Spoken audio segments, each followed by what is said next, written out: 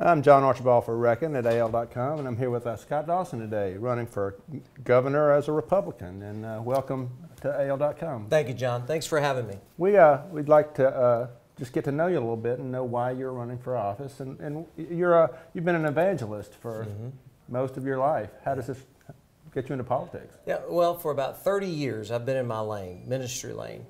And after the last governor's situation, I was in a situation where my heart was broken, and I realized Alabama deserves better. And I went through a situation where I had a kind of a burning bush moment where our family went, this is the time for us. And since then, we've been out sharing our message across Alabama, and it's been pretty exciting to see people jump on it. I think Alabama's looking for a leader that can cast a vision to this next generation and connect our state together in unity. What exactly is your, you have an evangelical, is it a church specifically? No, or? Right, it's a nonprofit organization. We started it back in 1987, and we work with student conferences. We'll have about 8,000 during the Martin Luther King holiday weekend.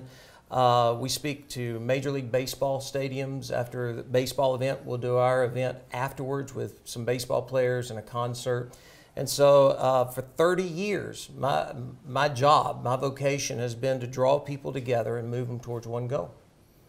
So we've had a couple of evangelists in the governor's office in the past, Guy Hunt being one, I guess, and that didn't end so well. How can you assure people, people who are afraid of theocracy, for instance, right, that you represent all people? I absolutely believe that Alabama is electing a governor, not a pastor. So I get that.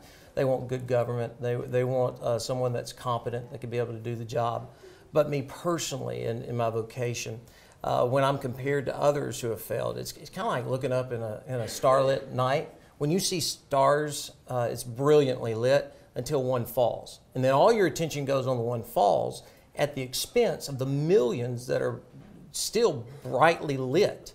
That's how I kind of feel when we compare one Christian to another Christian, just like, and comparing one reporter to the fake news. It's just like there's still some good people out there, and that's what we have to focus on. What about non-Christians and when you're in that office? I mean, I guess the Robert Bentley quote is famous. The first day he took office, he essentially said, "If you're my brother in Christ, you're my brother. If you're not, you're not." How do you expect people to react to you as an evangelist in that position where we really are supposed to deal with all? Absolutely. Well, and Scripture does say, treat everyone with respect. And that term respect means to hold in high regard. There was a time when we could sit across the table in America and agree to disagree. My statement is, when did civility die? When did we learn that if we disagree on one subject, well, I mean, my goodness, we have to hate each other. No, we keep moving forward. We're not going to agree on everything. But what we have to do is focus on the things we can agree on and move them forward. So I think the term holding people in respect, civility, and agreeing to disagree will move our state forward. Coming into office, what principles to you would be the most important things in government, in running government in Alabama? Well, I think you cannot step across that term character. 2 out of the last 3 elected governors have mugshots. So I think you have to put character at the forefront. I think you also have to have a leadership mentality. What does a leader do? A leader draws together a good team to move them down if we were using the football analogy, to move them down the field. The one thing that I think that I could bring to the table is that we have drawn together a good team. We have, that's been what we've done in a volunteer position. Government was never intended to meet every need you have. It just cannot. So what you do is you have to prioritize, you have to look at it and go, what are the essential services? And other than that, as the government, we want it well run. We want people there that are thinking towards this next generation. Wouldn't this be a credible thought that every decision made we have to live with for the next 100 years?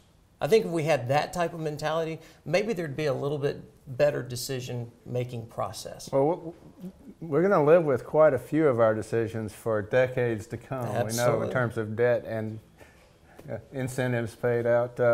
Mazda, Toyota, what are your thoughts on that? Oh, it's a great day for Alabama. I mean, my goodness, we have 4,000 jobs coming to our state.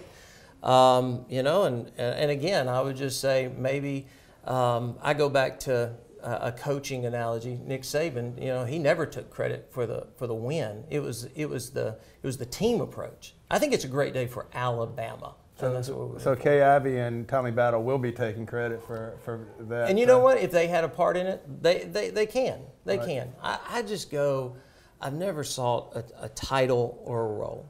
I just live for impact. And for me, I think Alabama, to move us forward, especially for this next generation, they need someone that's just going to put their head down, do a good job, and not worry.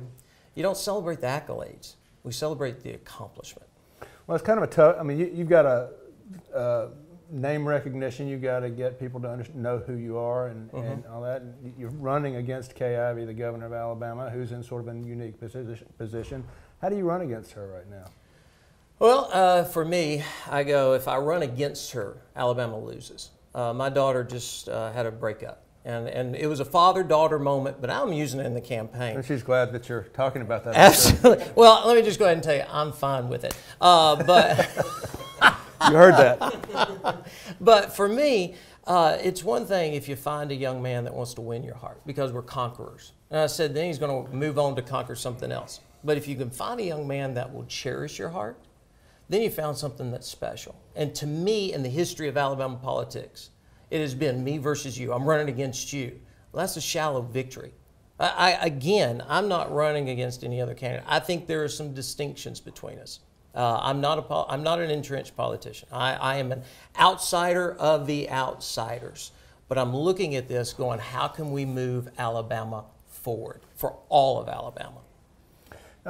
You come out and said recently, basically with the Medicaid, to put people to work requirement on Medicaid. Can you talk a little bit about your position on that? Sure. I mean, we're always, again, from a background of faith, we're supposed to take care of those who cannot take care of themselves. They're, a medical situation, a situation that's made them, challenged where they cannot do it.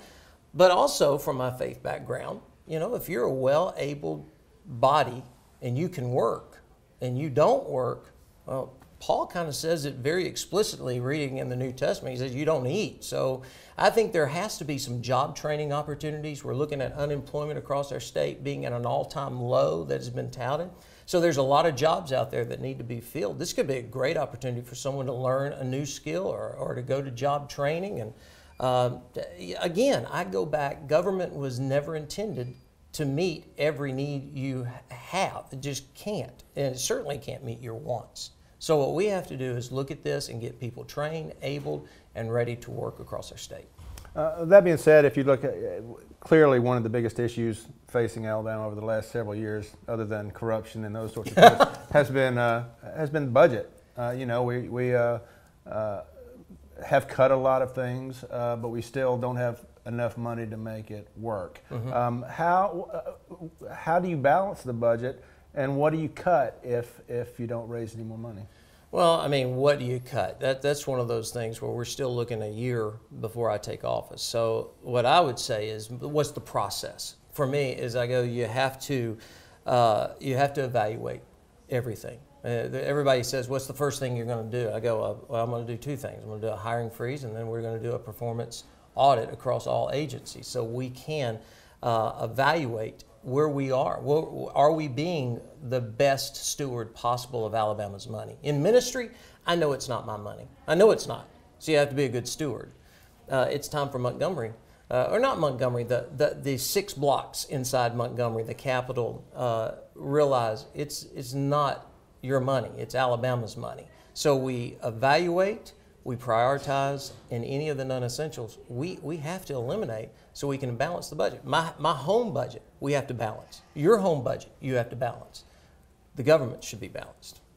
Finally, lastly, what do you want people to think of when they think Scott Dawson? Wow, that's something that if you ever live life, as backwards from your funeral, which they want you to say at your eulogy and backwards, I'd want him to say that the 3 things for me is he was a man of faith. He didn't talk about it. It's not what I do. He's who I am. 2, a man of integrity.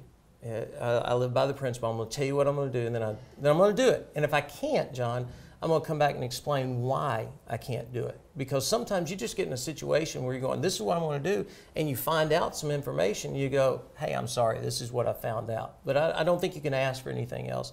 And 3, a visionary, someone that can think further down the road. Because for me, I'm not thinking of a year or an election. I'm thinking about a lifetime. Excellent. Thank you for coming in, Scott. Thank you for having me. Appreciate you watching. Hey, thanks.